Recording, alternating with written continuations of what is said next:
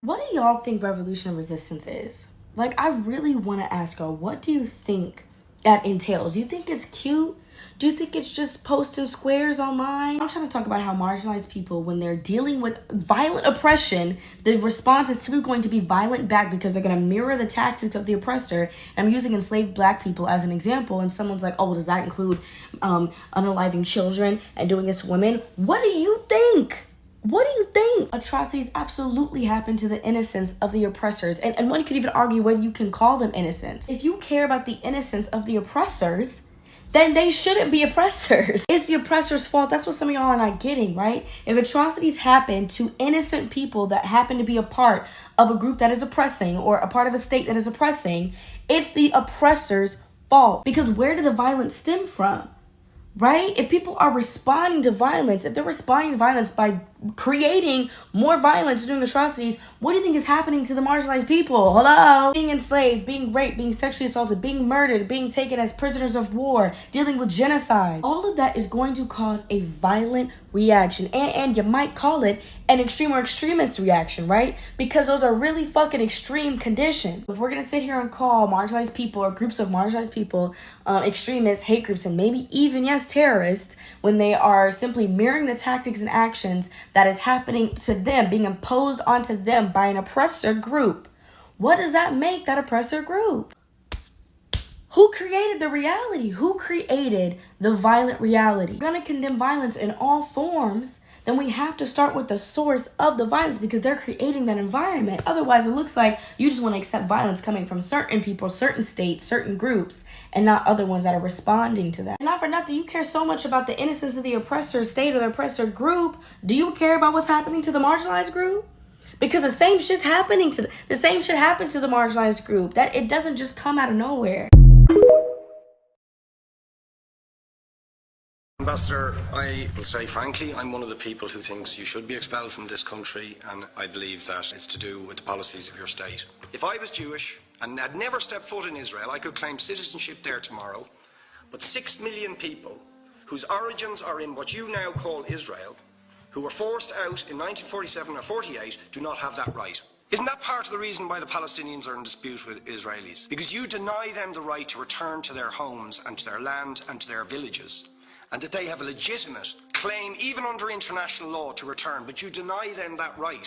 Why do you deny them that right? And why do you give that right to other people who have no connection whatsoever with the land, whether you call it Israel or whether you call it Palestine? Why do you continue to seize land if you're serious about Oslo and the two-state solution, which under that agreement is land designated to be Palestinian land? 500,000 people, most of which has taken place since Oslo. You allow that to happen. Why do you allow it to happen? If you're serious about giving this land to the Palestinians, it's absolutely extraordinary. Are you not just taking us, Ambassador, for idiots? That you can say with a straight face, we're serious about peace, but while we're serious about peace, we're going to seize Palestinian land. And you expect the Palestinians to just sit back and do nothing about that. Now, you know what the Palestinian people have been asking for. Far less even than some people would ask for. Because I believe the whole apartheid system should be dismantled. But what they've asked for is to lift the siege of Gaza. Just to lift the siege of Gaza. Let them have an airport. Let them have ports. Let them not be dictated to by a government for whom they do not vote as to what can go in and out of their territories, whether they will have power, whether they will have clean water, whether they will have medicine. What makes you think you're allowed to have nuclear weapons and the fourth biggest army in the world and visit destruction on the people of Gaza, but they have no right to defend themselves? They have no territorial sovereignty over that land. Could you ask questions, please? How do you justify that? Yeah. All right. How do you justify those double standards? Very lastly, Ambassador, people like Bishop Tutu, Nelson Mandela, and I would certainly describe your state as a apartheid state, with different laws for people depending on their race or religion. For example, at checkpoints going into the West Bank, there's a channel if you're Israeli or European, and there's a channel if you're Arab. Just because you're Arab. If you came into Dáil Éireann and they stopped you and said, are you Jewish? Oh no, sir, you can't come in through the same entrance as Irish people or European people because you're Jewish, you would call that racism and apartheid. You practice that with your checkpoints and your military barriers and your apartheid wall. How can you justify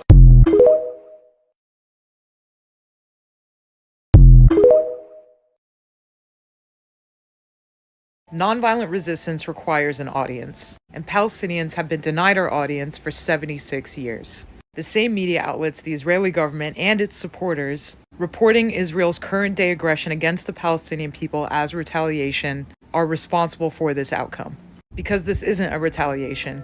For the Israeli government, this is business as usual.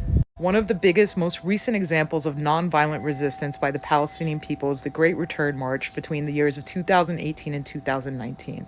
Every day for 18 months, Palestinians from Gaza marched to the border, non-violently protesting for their right to self-determination. As a result, 195 Palestinians were killed and almost 29,000 people were injured. 41 of those who were killed were children. Palestinians will always be called terrorists, no matter our form of resistance. And it would be highly uneducated to hold us solely responsible for the tragic outcomes of recent events, especially the suffering of our own people.